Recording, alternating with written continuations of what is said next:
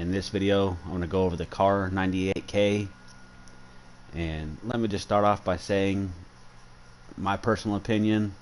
Out of all the guns I've used so far, this is by far my least favorite. It's not saying that this is a bad gun, it's just not a good gun. So take that for how you will. There were times that I went on an absolute tear with this thing, but there were also times I wanted to tear my hair out because it was driving me nuts. But overall, it's a decent gun. It's just, like I said, compared to everything else that I've used so far, I don't like this one at all. For the attachments I used, the muzzle brake, just to help with recoil on it. I always try to help with the recoil on my weapons just because I play hardcore, so I like to be able to get my next shot off as quickly as possible. That way if I miss or there's more than one target, I can snap back on target as quickly as possible, because as we all know in hardcore, it only takes 1 to 2 shots and you're dead, so speed is everything. For the barrel, I used a Singard custom 21.2 inch barrel. All 3 barrels do the same thing: damage range, bullet velocity, recoil control. They all have the same cons, you know, aim down movement speed and movement speed. I just put this one on here just because it takes away the less mobility and still, you know, adds to the range, accuracy, and control as the other 2 will. But this one, like I said, has the least mobility con to it. So I put this one on just to basically help me be able to move around the map a little bit quicker. I played shoot house majority for this thing. And we all know how small that map is, so you want to be able to get around as quickly as possible. I know a lot of people like to put on sniper scopes and stuff like that on this thing. I didn't really use it as a sniper rifle. I used it more as the marksman rifle that it is. So I put the GI mini reflex on it just because I like to move around the map. You know, I don't like sitting in one area. So, and then obviously the GI mini reflex, if you watched any of my videos, you know that's my favorite one out of all of them.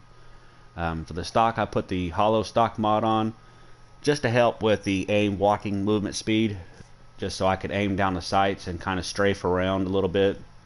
And, you know, especially in shoot house, everybody comes around them corners, so I like to be able to do that as well, or, you know, be able to aim back that corner and kind of strafe around the side of it to catch anybody sitting back, you know, camping anywhere. So that's why I put the hollow stock mod on. For the rear perk, the rear perk, I put the stippled grip tape on just to help with aim down sight speed and sprint to fire speed. Again, I just wanted to make this weapon snappier because I was more aggressive. I didn't always just sit back and pick people off unless I was going for like long shots. But other than that, I did like to be aggressive with this thing. And that's my 5 attachments that I had put on here. This gun without the attachments is, to me, is horrible. But once you start ranking it up and you start actually playing with it, you'll actually get a feel for it. And it's not, like I said, it's not terrible, but it's not the best. So good luck with it. That's all I could say. For the camos, the spray paint is just kill 450 enemies. Like usual, just kill enemies, simple, straightforward. For woodland, it's 60 headshots. Again, this is going to come natural over time, like usual. Nothing you really have to grind for. Digital is just 50 kills while crouching. I did this one and like the long shots. For me, I set up in the office on shoot house, and I just crouched in the back of the room, and I would just wait for aggressive players to come running around the corner, and I would just pick them off. And that's how I unlocked this one, and I did most of the long shots the same way. For dragon, it's just 50 kills in a single shot. If you play hardcore, almost every single shot's going to be a single shot kill. Unless you're shooting through cover, you might take 2, but more than likely it's going to be a 1 shot, 1 kill. And this is going to be like your first 50 kills you'll unlock this. For Splinter, it's just 150 kills using all 5 attachments.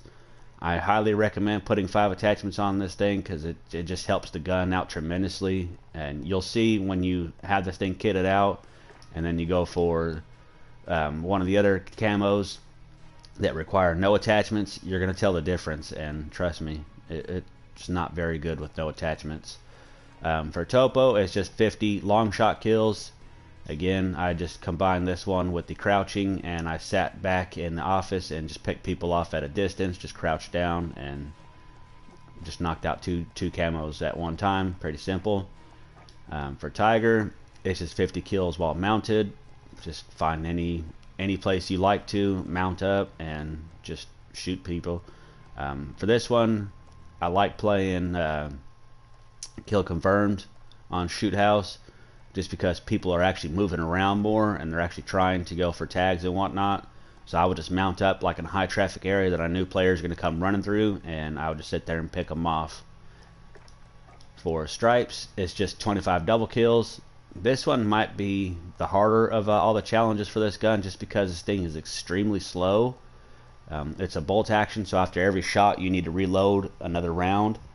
So a lot of times if I had two players at one time just trying to reload this thing, I would often get shot by the second player.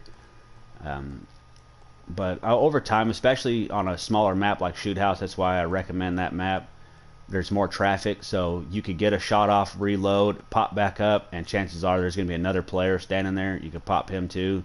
Or sometimes you might get lucky and you'll catch two of them head glitching on the wall, and you come around the side of them, you shoot one in the head, and it's going to hit the other one as well. So you could get, 2 kills with one bullet, and that'll be a double kill. So this one might take a little bit more time, but just keep at it. Eventually it's going to unlock. It's not hard. For Reptile, it's just 75 kills using no attachments. This one is just going to be a pain in the butt, just because to me the gun is trash without any attachments on it whatsoever. But again, play hardcore just because it's less shots to kill anybody. One shot's going to be quick and easy. Play something small like Shoot House. You shouldn't have no troubles getting, depending on the game mode, 15 to 20 kills per match. So 3, maybe 4 matches, you should have this camo unlocked, no problem. And then Skulls is just kill 3 enemies without dying 25 times. If you're good with this gun, you could be aggressive. If you're not very good with it, just sit back somewhere and just kind of pick people off. A lot of players on Shoot House are aggressive players. They're going to come to you. So you could just kind of hang back in your spawn. If you're noticing that they're doing that, just kind of hang back in your spawn and pick them off as they come. Make them pay for being super aggressive and coming into your area. And eventually you're going to unlock this one. And that's it for this challenge, or this gun here. As you see, once you finish it, you get the gold. It's not, like I said, a horrible gun again. Actually, towards the end of it, I kind of got the hang of it, and I didn't mind it too well, or too much. But now that it's gold, honestly, it's a gun that I'll never go back to, just because there's so many other better options in the game. I mean, the other 2 marksman rifles are a lot better than this one. So hope you guys found this guide at all useful and helpful. If you did, please feel free to give it a like, subscribe. I'm really pushing for 1,000 subscribers by the end of the year. So any help you guys can give is much appreciated, and hope you guys enjoyed it. And I'll see you guys in the next one. Peace.